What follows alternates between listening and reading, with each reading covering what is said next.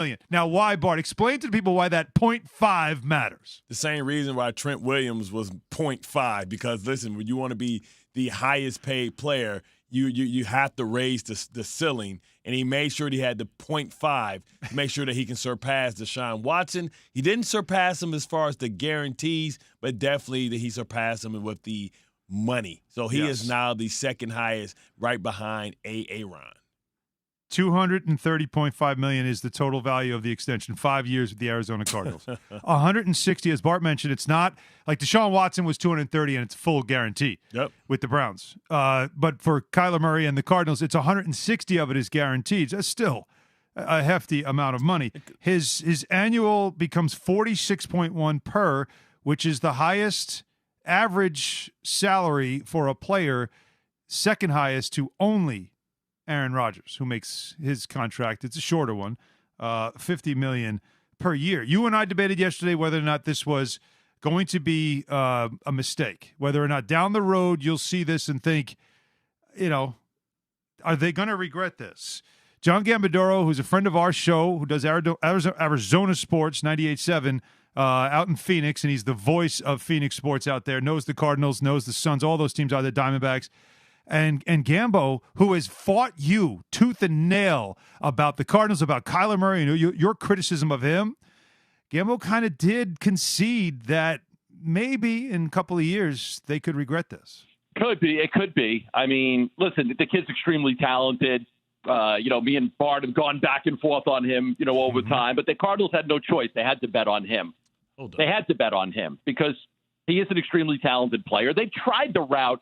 Guys, listen, the two quarterbacks that they had success with here in Arizona were retread quarterbacks, right? Kurt Warner, Scrap Heap, and then Carson Palmer, right? Bengals to the Raiders, and then the Cardinals gave up nothing to get him. That's the two quarterbacks they've had success. The quarterbacks that they've drafted, Josh Rosen didn't work out. Matt Leinart didn't work out. Jake Plummer really didn't work out. Did win one playoff game for them, but didn't work out, went to Denver, and he was a little bit better there. They've had no success drafting quarterbacks and having a franchise quarterback. So they are betting on Kyler Murray.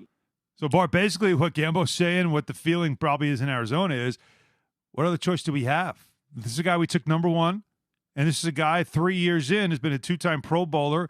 He's gotten them to the playoffs 1 year. They didn't win the game, but he got them to the playoffs last year, and the feeling has to be that this is our guy for the next 7 years. I mean, but listen, you don't reward bad behavior because the behavior won't change. So what did he do? He threw a temper tantrum like a child. It was reports that he was immature, that he wasn't a great leader. I spoke about his body language 3 years ago, and Gambo came on and he tried to eviscerate me. But then he had to, agree with the fact that what I said when the reports came out, that I was right ultimately all along. And what I'm saying is, listen, it's fine. I understand that, listen, the market is going to be different, right? So you pay him now because, listen, when Herbert goes up, he's going to raise the ceiling. When Joe Burrow comes up, he's going to raise the ceiling. What I'm saying is, when I say this is a bad deal, when you look at Patrick Mahomes, you know how long Patrick Mahomes is under contract? Till he's 37 years old. It's a 10-year deal. So even though Patrick Mahomes was at $45 million or something like that,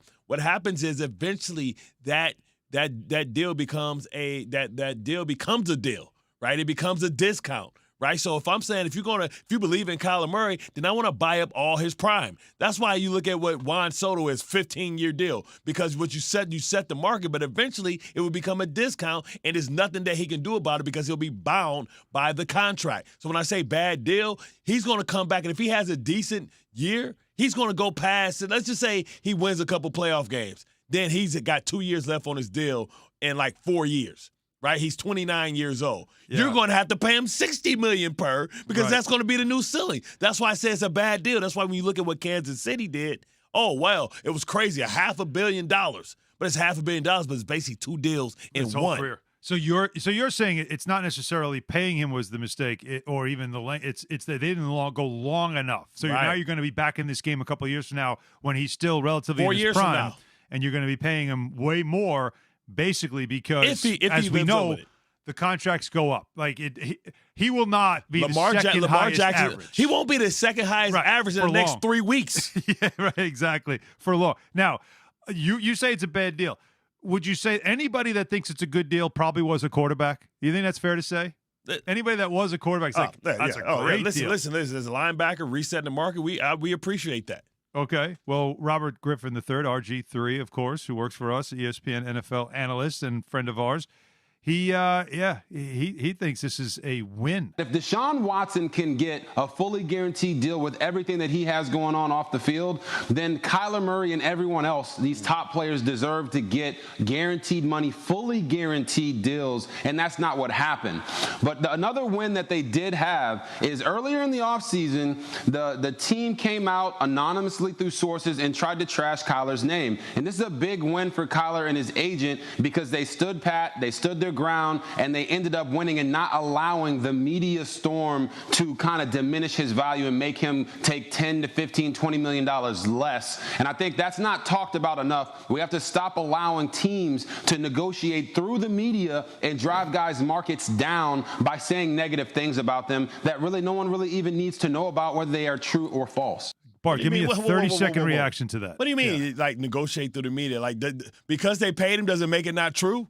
What I do remember is I don't remember A.J. Green saying, no, he's a great player. He's a great teammate. Who came out and who? So, like, the narrative is still the narrative. The fact is that he forced them. You talk about, forced the market down. Well, he forced their hand because they had no choice, right? We see Josh Rosen going to Cleveland. He's been on the back of a milk cart, Where's Waldo, since the beginning of his career. But what I'm saying is nobody stepped up, just like with Baker Mayfield. All the bad things came out about Baker Mayfield. Nobody came out. You know what that suggests? That is true.